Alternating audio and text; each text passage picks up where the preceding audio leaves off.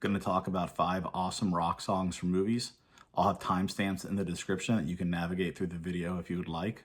So what I mean by these 5 rock songs from movies basically is that the song would not have existed if it wasn't for the movie. I'm not talking about like some Creedence Clearwater song in pretty much any war movie that you hear. I mean, like, this song was made explicitly for the movie in some fashion, in some way. It's obvious it wouldn't have probably existed, or it would have existed with a different form, a different name, a different something, if it wasn't for the movie. So I've done this once before for 5 songs, and I think of a bunch more than 5 now, so I'll probably do more. This will be a series, possibly. I'll have a playlist in the description where if you want to actually hear the songs, you can look. So basically, in this video, because of copyright, I will not put the song, I'll just talk about the songs. But then I'll make 5 shorts. The day this comes up, there'll be each day 1 short a day, where the short has me talking about it, but then you hear the song. So check it out however you want. St. Elmo's Fire, Man in Motion, from John Parr, 1985 movie with the title St. Elmo's Fire is what this is from. This is like the title track. So, Toto Session Boys, Steve Lukather, Steve Porcaro, David Paich in the song already makes it awesome.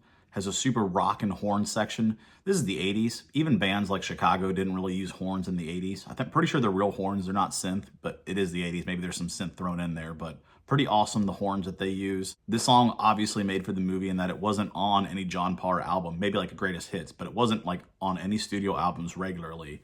The song is so awesome, it was used not just for the movie, it was used by Ford, it was used by Marvel. There was a redo of it where he did a Tim Tebow's Fire instead of St. Elmo's Fire.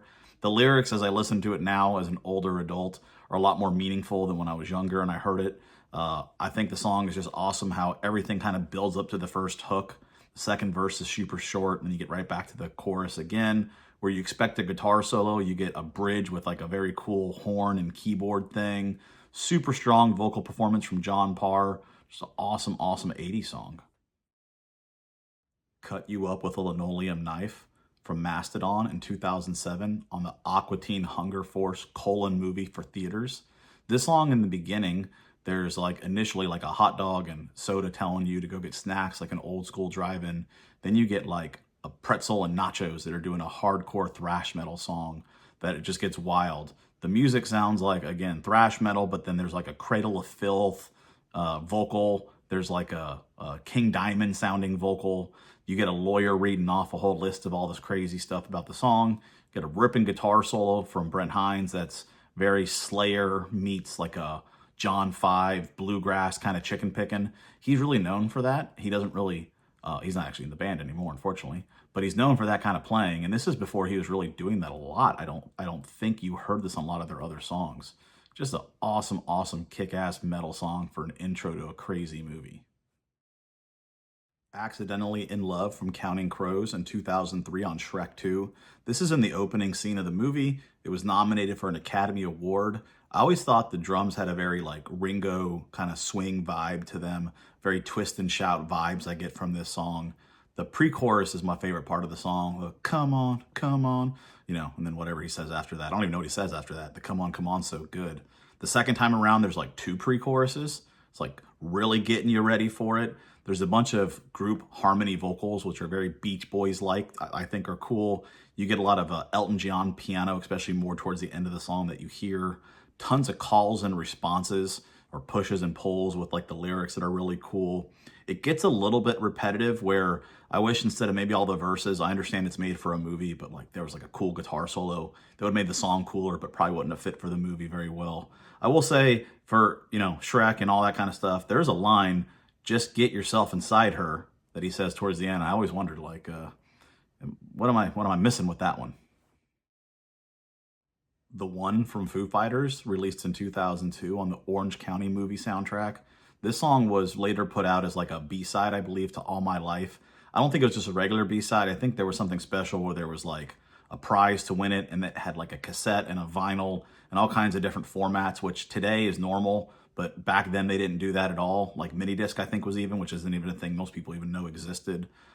It was in some Foo Fighters EPs and stuff later, but it was really made for the movie. Has a very, very early 2000s teenage angst. I was a teenager during this time. And yeah, for sure, it fits that style. It has a very pop punk rock, like Blink-182 meets Green Day, but but then it has a heavier edge, almost like meets Metallica, which, is what the Foo Fighters does. The lyrics are actually really, really cool. You're not the one, but you're the only one. Like, it's very smart. It's a really great Dave Grohl song. I'm going to do a Foo Fighters top 10, and it's not in my top 10, but it is number 11. Like, I wanted it to be in the top 10, and it's not. It's number 11. It's an awesome song. God Gave Rock and Roll to You Too from Kiss on the Bill and Ted Bogus Journey soundtrack in 1991.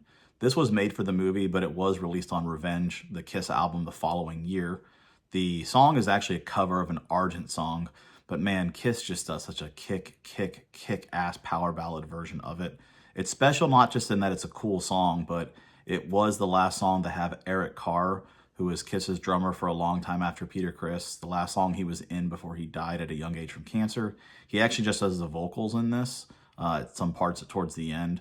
Eric Singer, the drummer they had for a long time after that, the whole time after that, pretty much, other than when Peter Criss came back for a short time. He plays the drums. Tommy Thayer, who is kind of taken over as the ace role in Kiss later on, he's in it, playing some stuff. So yeah, I mean, a lot of things unique about this song that make it awesome. The single is a little bit different on the movie version than the Kiss album version. One of the two, I think it's the movie version probably, has a 40-second guitar solo from Steve Vai that's not on the other one. The song is awesome how it builds up. You get a chorus before the first verse. You get awesome lyrics that are kick-ass, even though, it is a cover. They change the lyrics a little bit. There's like a spoken word bridge, amazing guitar solos, just a great song, man.